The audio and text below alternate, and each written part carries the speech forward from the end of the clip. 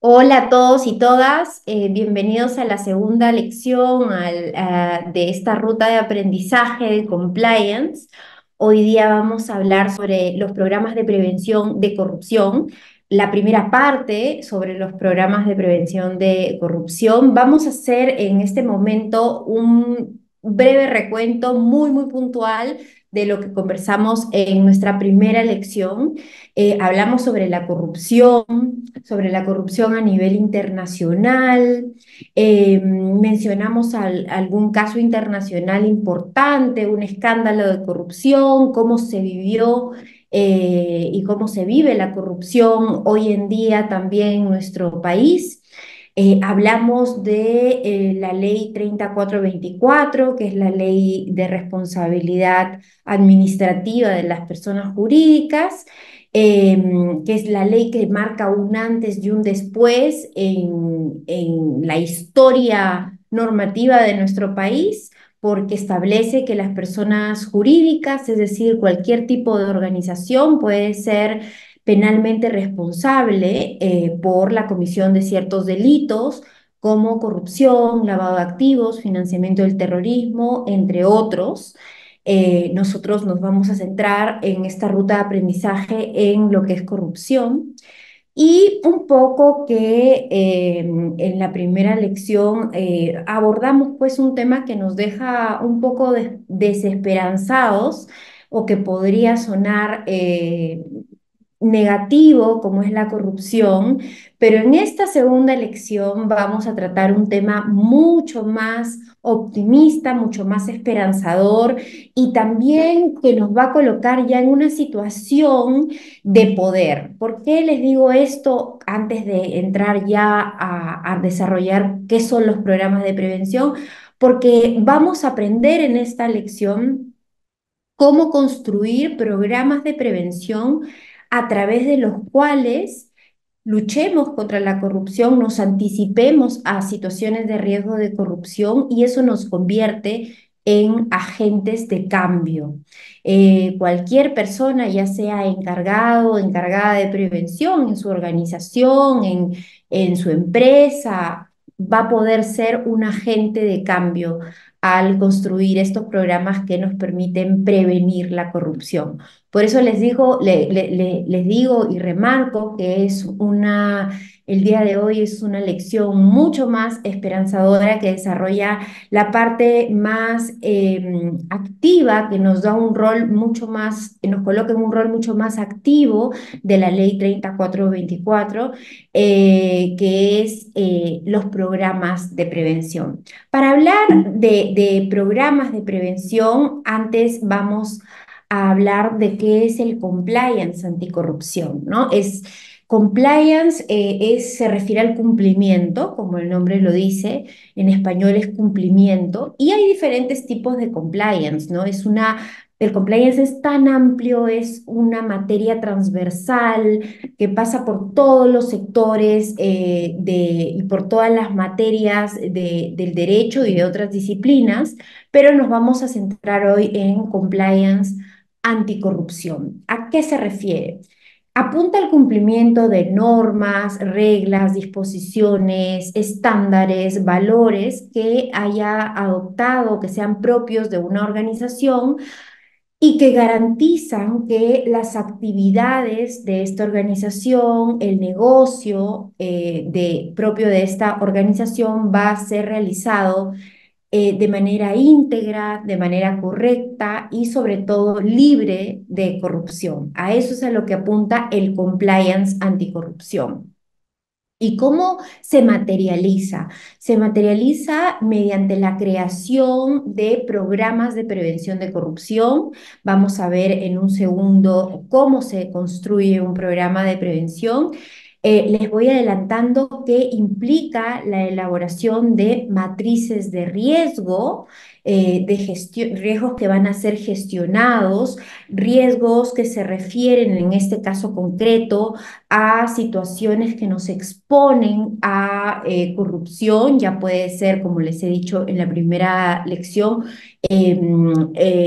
a corrupción entre privados o corrupción en el ámbito público, y una matriz también que consolida los controles a partir de los cuales vamos a mitigar, prevenir, gestionar los riesgos de corrupción que hayamos previamente identificado. Estas matrices son una herramienta súper útil para poder tener enfrente de una manera muy visual y muy gráfica cuáles son los riesgos que vivimos día a día en nuestras organizaciones, cómo controlarlos, y nos va a ayudar a ir creando o a ir cambiando nuestro mindset por uno de prevención, de gestión de riesgos. Vamos a ir construyendo en nuestras mentes y también en la de la organización cultura anticorrupción, cultura de prevención de corrupción, y esto va de la mano con cultura de integridad en la organización. Hemos ya mencionado mil veces el término programa de prevención de corrupción, pero ¿qué es? ¿Cómo se elabora, ¿no? Un programa de prevención. ¿Cómo debe ser? Bueno, los programas de prevención, déjenme decirles que no son un enlatado que podamos ir aplicando o ir, sí, aplicando de manera casi como un copy-paste de organización en organización. Los programas de prevención deben ser elaborados, deben ser diseñados, implementados y puestos en funcionamiento de acuerdo a las características particulares de cada negocio, a las características particulares de las actividades económicas que realiza cada organización. ¿Por qué? Porque cada organización, por más que se dedique a lo mismo, tiene características particulares que la hacen única en el mercado, ¿no? Su forma de operación, por más parecida que parezca a las de a la organización de sus competidores, es diferente. Entonces, cuando nosotros diseñemos un programa de prevención, tengamos muy presente esto, ¿no? Hay que diseñarlo a la medida, ¿no? Hay que hacerlo, es como hacer un traje a la medida, tailor-made, como se le dice en el medio del compliance. Pero más allá de que sea una labor que se debe aterrizar muy bien a la organización en concreto, tiene en común, todo programa de prevención tiene en común 5 elementos mínimos que sí o sí debe tener para cumplir con lo que establece la ley 30424. Y antes de pasar a explicar cuáles son cada uno de estos elementos, déjenme comentarles lo siguiente. La ley 3424, así como establece que las organizaciones pueden ser sancionadas penalmente, nos abre una posibilidad eh, muy interesante, súper atractiva, que es si una organización cuenta con un programa de prevención de corrupción y que haya sido diseñado y puesto en funcionamiento en atención a las características particulares de cada empresa, de cada organización y que funcione, etcétera, si es que cuenta con un programa idóneo en buena cuenta y es denunciada por un acto de corrupción, en este caso, puede demostrar que cuenta con el programa, que ha sido correctamente implementado, puesto en funcionamiento, y con esto, si es que lo implementó antes del supuesto acto de corrupción, puede lograr un eximente de responsabilidad. Ese es el gran atractivo a nivel normativo, ¿no? Porque existen otras razones por las cuales, y las voy a comentar más adelante, por las cuales tener un programa de prevención, pero desde el enfoque normativo, ese es el gran atractivo de la ley 3424. ¿No? Tu empresa eres libre de implementar o no un programa de corrupción, de prevención de corrupción, eres absolutamente libre, pero en caso lo hagas, debes saber de que esto te va a servir incluso para acceder a un eximente de responsabilidad ante a una denuncia por un acto de corrupción. Esto, si no procediera el eximente, no se queda ahí, tiene otro atractivo que son las atenuantes de las sanciones penales que se le puedan imponer. Pensemos en una multa que se le imponga a una organización si es que demostramos que antes de la comisión de ese acto de corrupción teníamos ya un programa de prevención de corrupción. Ese acto de corrupción se toma como un hecho incidental y se le aplica tal vez una multa, pero con un atenuante bastante significativo para la empresa. Entonces, ese es el atractivo desde el punto de vista normativo, desde el enfoque de la Ley 3424. Dicho esto, a continuación vamos a analizar los primeros elementos mínimos con los que debe contar un programa de prevención. Ojo que estos elementos, como ya les dije, no solamente aplican para prevención de corrupción, sino también para prevención de otros delitos relacionados a corrupción. En realidad es muy útil que los tengan en cuenta porque una vez que los conozcan y los manejen, van a poder aplicarlos a cualquier programa de prevención que estén desarrollando o que en los que estén asesorando a una empresa o a una organización. El primer elemento mínimo que debe tener un programa de prevención es el de encargado o encargada de prevención, también conocido como delegado o delegada de prevención, también conocido como oficial de cumplimiento o como compliance officer. Es una persona, o también podría ser un órgano de la empresa, designado por el máximo órgano de administración, esto es bien importante, o de gobierno en la empresa o en la organización, y su función, su rol principal es velar por la correcta implementación y el correcto funcionamiento del sistema de prevención o del programa de prevención, incluyendo la mejora continua de este programa. Varios puntos a especificar. Para que pueda cumplir con las funciones de velar por la correcta implementación y funcionamiento del programa, es necesario que el encargado o encargada de prevención tenga dos atributos de todas maneras, necesariamente dos atributos. Uno es el de la independencia y el otro es el de la autonomía. Debe contar con la independencia suficiente para poder realizar esta labor de diseño y de puesta en marcha de un programa y debe contar con la autonomía suficiente para tomar las decisiones que a tal efecto sean necesarias, ¿no? De hecho, las buenas prácticas lo que recomiendan es que para todo lo que signifique el ejercicio de su rol, de sus funciones, tenga nivel gerencial, el encargado o encargada de prevención.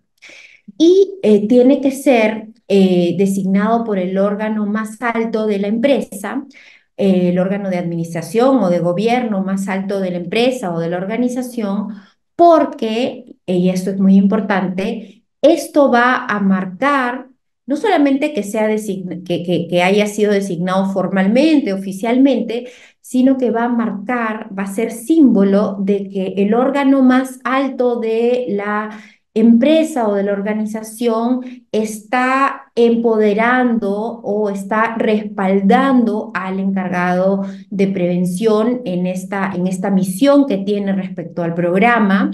Y no solamente eso, sino que denota que el máximo órgano de la persona jurídica está comprometido a implementar y a poner en funcionamiento un programa de prevención. Por eso es importantísimo que exista esta designación. El segundo elemento mínimo que debe contar, con el que debe contar todo programa es el de gestión de riesgos. ¿Qué es gestionar riesgos? En realidad, la gestión de riesgos se refiere a una serie de acciones que vamos a desarrollar a continuación y que tiene que ver con lo que les decía hace unos minutos, ¿no? Identificar los riesgos a los cuales estamos expuestos, a los cuales nuestra organización está expuesta naturalmente. ¿Y para qué? Para poder, una vez mapeados estos riesgos, poder gestionarlos, poder controlarlos, poder mitigarlos, prevenirlos. Eso, digamos, en una línea, es el resumen de lo que viene a ser la gestión de riesgos.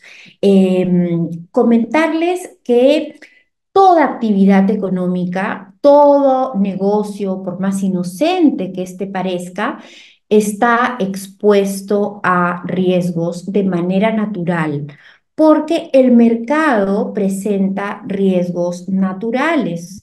Eso no lo vamos a poder cambiar porque es parte de la dinámica del mercado, ¿no? Vuelvo a repetir, por más que se trate de una ONG realizando una actividad económica de lo más noble, de lo más altruista, implica, toda actividad implica la exposición a ciertos riesgos. Si los aterrizamos a la corrupción, estaremos, toda actividad económica está de alguna u otra forma expuesta a riesgos de corrupción pública, si es que implica una interacción con funcionarios públicos, o también corrupción privada, si es que implica, como le decíamos en la lección anterior, como comentábamos, una interacción ya sea con proveedores, clientes, socios comerciales o al interior de la organización, etcétera. Entonces, estos riesgos naturales que vamos a encontrar en el mercado son denominados en el lenguaje de gestión de riesgos como riesgos inherentes. Los riesgos inherentes son los riesgos en su estado natural. Y, como les decía, son intrínsecos a la actividad, pueden deberse a factores internos de la organización, como puede ser, por ejemplo, falta de control, falta de supervisión, falta de una escasa revisión del personal que contratamos o de los equipos, de cómo están conformados los equipos al interior de la organización, o pueden deberse a factores externos, ¿no? De repente exposición a funcionarios que solicitan determinado soborno o determinada prestación a cambio de otorgar una autorización, un permiso. Si se dan cuenta, estos riesgos naturales o inherentes surgen tanto de factores internos como de factores externos. Y el primer paso en este viaje de la gestión de riesgos va a ser identificarlos.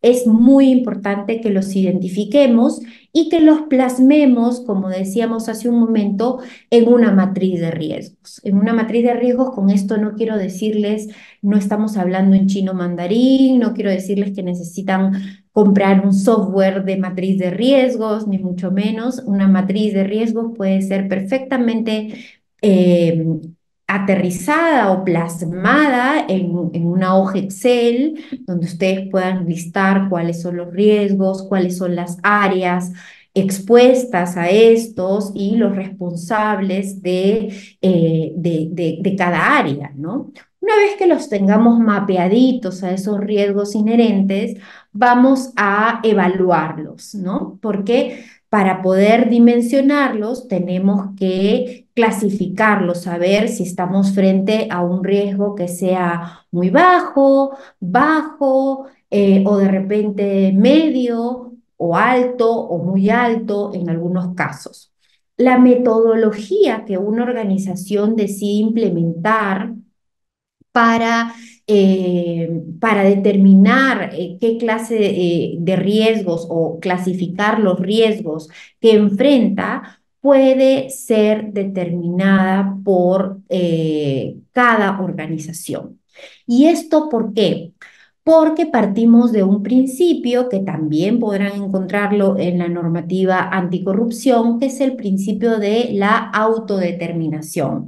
Este principio es muy importante porque lo que dice es, cada organización es libre de determinar, por eso se llama autodeterminación, de determinar, entre otras cosas, qué metodología le funciona mejor para clasificar un riesgo. Mientras ustedes especifiquen y dejen constancia por escrito de cuál es ese método, de cuál es esa metodología que han determinado en la empresa para clasificar un riesgo, todo bien. Tendremos la constancia de que hubo este ejercicio para determinar qué metodología le venía mejor a nuestra organización.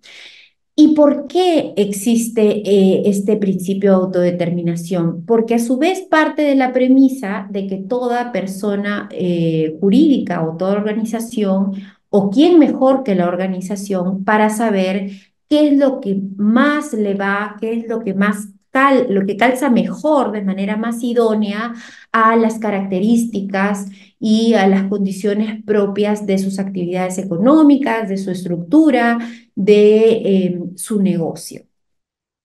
Esto respecto a la evaluación. Una vez, para esto les digo que su Excel lo vamos complementando con una columna adicional en la que hayamos clasificado de acuerdo a la metodología que hayan determinado si se trata de un riesgo bajo o muy bajo, alto, muy alto, medio, ¿no? Vamos avanzando mientras tanto con nuestra hoja Excel. Y el paso siguiente va a ser el de mitigar esos riesgos. Para eso vamos, todo riesgo se mitiga con controles, ¿no? Los controles van a ser aquellas herramientas que nos permitan, como el nombre lo dice, controlar, mitigar, prevenir, gestionar los riesgos inherentes. Por ejemplo, si tengo un riesgo soy una empresa que constantemente está adquiriendo productos o servicios, tengo un área de compras que constantemente está organizando concursos o licitaciones para la compra de determinados productos o la contratación de determinados servicios. Si identificamos que nuestra área de compras está constantemente en riesgo de que algún proveedor está en la conquista de que quieren que lo seleccionen, que por ahí trata de endulzar a nuestra área de compras, mandándole regalos, ya sea a la oficina, al trabajo o incluso a su casa, entonces ahí estamos frente a un riesgo, hemos identificado un riesgo de corrupción privada. Lo evaluaremos y de repente vemos que nuestra empresa, por las actividades que realiza, constantemente realiza o organiza contratación de bienes o servicios. Entonces, de repente, calificamos ese riesgo como medio o como alto, con lo cual necesitaremos un control lo bastante robusto para mitigar ese riesgo de corrupción privada. Entonces, ese control, ¿en qué consistirá?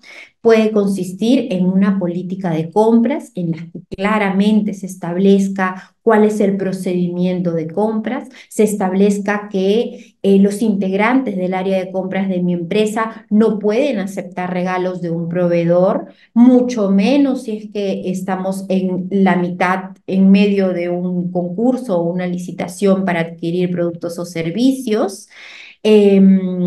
Otro control podría ser las capacitaciones que demos a nuestra área de compras respecto a lo que tienen que tener en cuenta para evitar situaciones de riesgo de corrupción privada, la difusión constante para ir retroalimentando en nuestra área de compras de qué hacer y qué no hacer, qué aceptar de un proveedor y qué definitivamente no podemos aceptar por parte de un proveedor, etcétera. Esos son ejemplos concretos de controles para mitigar a su vez un riesgo previamente identificado. La idea de la norma no es que eliminemos los riesgos, porque ya hemos dicho antes que los riesgos están naturalmente en el mercado, existen y siempre existirán. La idea y por lo tanto nuestro propósito como encargados o encargadas de prevención va a ser convertir esos riesgos inherentes a partir de la aplicación de controles en riesgos residuales. Riesgos residuales los llamamos en el lenguaje de compliance a estos residuos de riesgos que nos quedan después de haber aplicado los controles idóneos, ¿no? Obviamente, de manera paralela, les voy diciendo, ustedes tendrían que ir completando en su matriz de riesgos cuáles son los controles aplicables a cada uno y luego de haber puesto en marcha estos controles, harán una observación, una evaluación de cómo van funcionando y podrán calcular, de acuerdo a la metodología que cada organización determine, cuánto se logró mitigar los riesgos inherentes, que ahora serán riesgos residuales. Eh, Acá les traigo un gráfico que es como una suerte de línea de tiempo o de flujograma de la gestión de riesgos. Les recomiendo que siempre lo tengan presente porque no solamente aplica para gestión de riesgos de corrupción, sino también para gestión de riesgos en general, como les comentaba, ¿no? Para cualquier tipo de materia. La primera etapa, repasemos, es la de identificación. Genial si además de identificar un riesgo, verifican en la práctica y desde diferentes enfoques que ese riesgo se materializa, que existe. La segunda es la evaluación, la etapa de evaluación o etapa de clasificación en que se le da un valor a ese, se evalúa ese riesgo para ver si es muy bajo, bajo, medio, alto, muy alto. La tercera etapa es la de mitigación, que recuerden que de acuerdo al riesgo del que se trate vamos a aplicar los controles idóneos para mitigarlo, es decir, para que pase de ser un riesgo inherente a un riesgo residual. Y lo que vendría a ser la última etapa, entre comillas, porque en realidad no es, esto no se termina acá, sino que es un círculo, es una dinámica que constantemente va replicándose, es el monitoreo. Tenemos que monitorear nuestros controles para ver si realmente están siendo efectivos, porque puede pasar que no sean efectivos, que no den resultados, que de repente elabore una política de compras, pero el riesgo de corrupción privada sigue presente y sigue latente en nuestra organización. Entonces será necesario buscar un control más robusto o aplicar controles adicionales o complementarios, etcétera.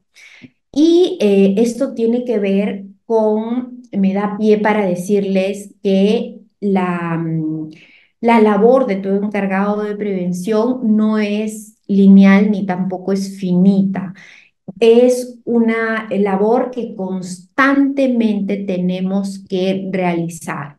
Vamos identificando riesgos, los vamos evaluando, vamos aplicando controles y monitoreando y empezamos de nuevo. Y empezamos de nuevo porque la idea es, y lo vamos a hablar en la próxima lección, es tener un monitoreo permanente de nuestra matriz de riesgos, de nuestro programa de cumplimiento, de prevención, y poder ir mejorándolo sobre la marcha. Esos dos temas son muy importantes, los vamos a tratar en la próxima lección.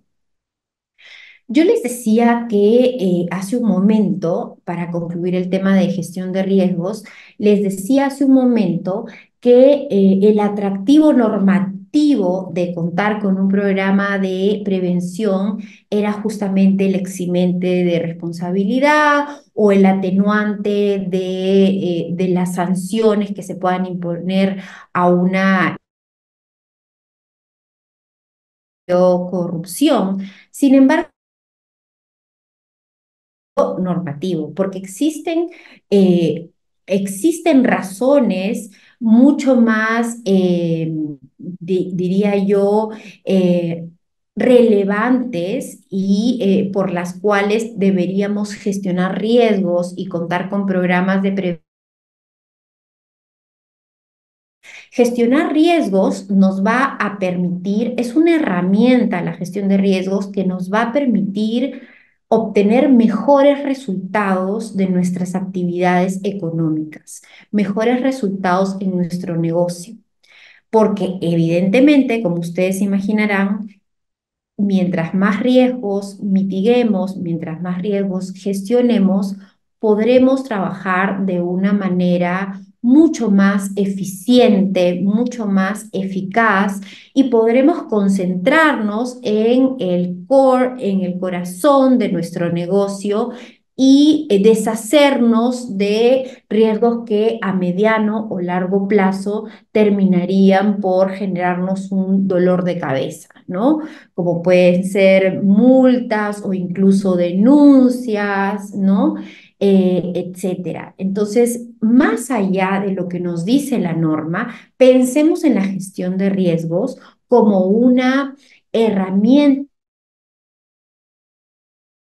más próspero y más sostenible nuestro negocio. De esto vamos elección. Eh, Espero que haya sido útil el contenido que hemos compartido el día de hoy. Y como ya es costumbre, les voy a dejar una tarea que es absolutamente voluntaria. Quisiera que me cuenten, a partir de lo que hemos conversado, ¿cuáles son los principales retos que ustedes creen que un oficial de cumplimiento o encargado o encargada de prevención puede tener en su día a día? Cuéntenme en el link que va a compartir IDEM con ustedes, cuáles creen que son los principales desafíos, cuáles son esos retos que un oficial de cumplimiento o un encargado de prevención afronta. Y para los que se animen, para los que estén interesados en conocer más sobre este tema, compartiremos un contenido de valor que será muy útil acerca justamente de los retos de un compliance officer. Esto ha sido todo por hoy en la segunda lección de esta ruta de aprendizaje. Les agradezco muchísimo por su atención y hasta otra oportunidad.